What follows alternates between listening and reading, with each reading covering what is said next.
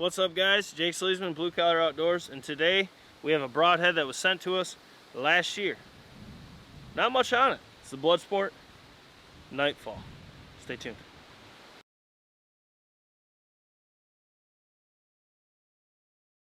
Alright guys, so Bowhunt 220 sent this head as with a bunch of others to us to test. We're finally getting to it. I wanted to do this first thing this year, but like I said, we've been saying it a bunch, we didn't have our arrows. Now I got my new ones. This is a Black Eagle Spartan. It's a 250 spine. I got 50 grains up front. This is a 100 grain head, so this will be a 513 grain arrow. What I'm going to hunt with is a 150 up here, so it's going to be 563, and they shoot really good. A lot of weight up front, so it's a beautiful arrow. But this Nightfall right here, Bowhunt sent us. First off, if you're not subscribed to his channel, go check it out. It's Bowhunt 220. He puts out a lot of good content, and as a BCO nation, we're a giant family, so we want to help him get going on YouTube. So go subscribe, show him some love, and thank him for sending all these broadheads and the arrows he built for the giveaway. But back to the broadhead. So this right here is the Bloodsport Nightfall. Can you see it pretty good? You have a 1-inch cut fixed blade. You have a chisel tip on here. I mean, it looks almost like a bow fishing tip. Then you have 2-inch cut hooks, well, blades that'll pop out. I don't want to lock them out right now, but that's a 2-inch cut mechanical.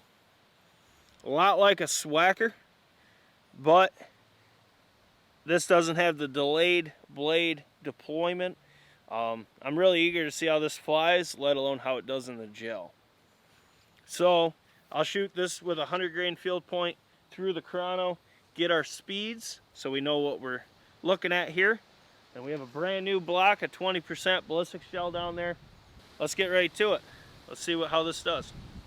Now in this test, I have a 100 grain field point here. So this is 513 grains, most being up front. What I'm going to hunt with is a 563 grain arrow, as I'll be shooting a 150 head. But for today, we got to get the speeds with this arrow for these tests. So we got the chrono out, and as always, we got the Matthews Triax 27-inch draw. It's got 83 pound draw weight. Let's see what it can send this 513 grain arrow. Let's see what the speeds will be. I think it's going to be pretty impressive. So let's get to it.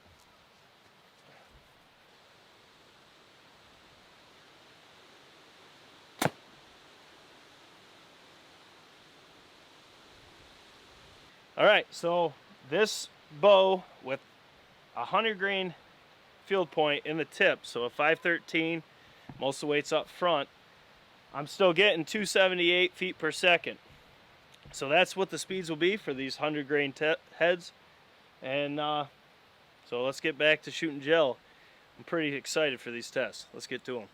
Alright, so here we go. We got the Nightfall from Bloodsport. Mechanical head. Well, hybrid head, sorry. Inch fixed, 2-inch mechanical.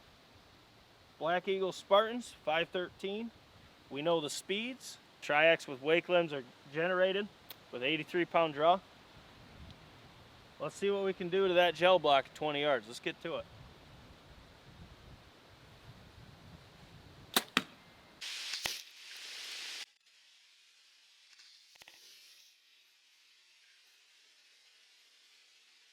That's like the ultimate fail. That one actually flew left for me.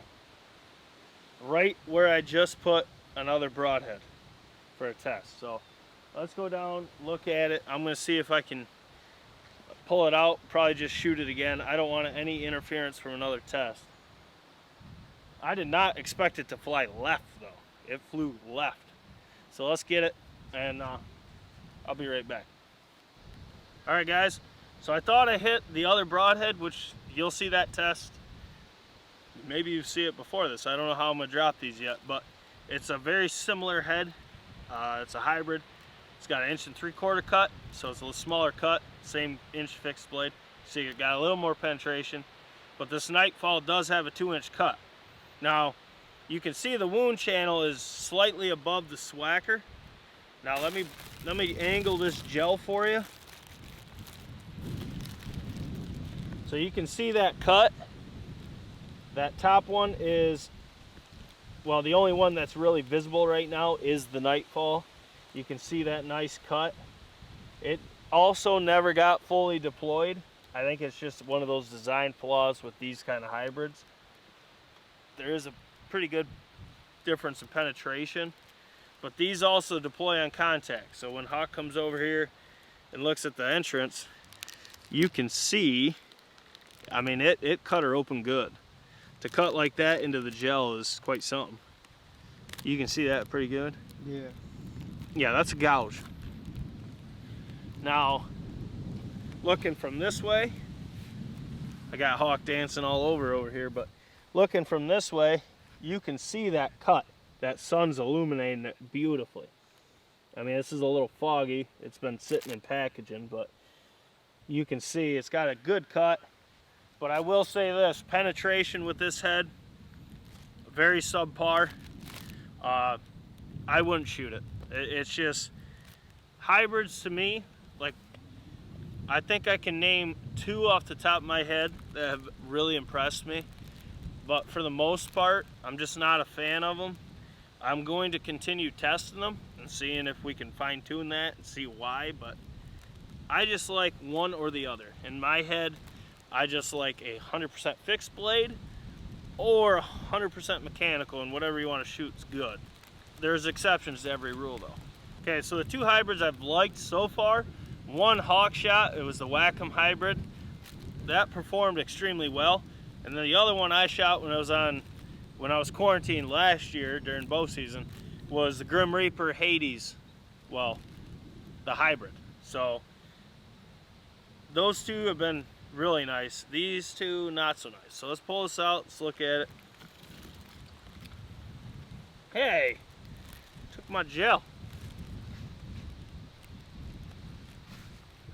No gel left behind, ever. No gel left behind. Get in there. We're golden. Okay, so let me step over here. This is how it looks fully deployed. You can see the fixed head, the 2-inch cut. Like I said, the tip, no gel left behind.